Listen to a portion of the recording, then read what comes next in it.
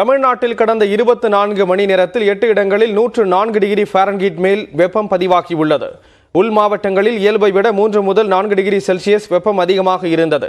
அதிகபட்சமாக ஈரோட்டில் 108.32 டிகிரி, சேலத்தில் 107.42 டிகிரி, திருப்பத்தூரில் 107.24 டிகிரி ஃபாரன்ஹீட் வெப்பம் சுட்டெரித்தது. தர்மபுரியில் 105.8 டிகிரி, கரூர் பரமத்தியில் 104.9 டிகிரி, திருத்தணியில் 104.3 டிகிரி ஃபாரன்ஹீட் வெப்பம் தகித்தது. இதர உள் மாவட்டங்களில் 38 முதல் 40 டிகிரி செல்சியஸ் பதிவானதாக தெரிவிக்கப்பட்டுள்ளது. சென்னை மீனம்பாக்கத்தில் 98 டிகிரியும், நுங்கம்பாக்கத்தில் 95.36 டிகிரி ஃபாரன்ஹீட்டும் பதிவானது.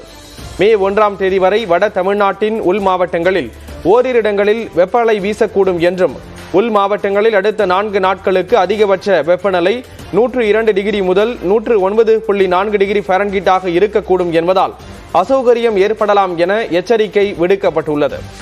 இதனிடையே மன்னார் வளைகுடா மற்றும் அதனை ஒட்டிய பகுதிகளின் மேல் ஒரு வளிமண்டல கீழடுக்கு சுழற்சி நிலவுவதால் மே 1ஆம் தேதி வரை கன்னியாகுமரி மாவட்டத்தில் லேசான மழை பெய்யும் என கூறப்பட்டுள்ளது.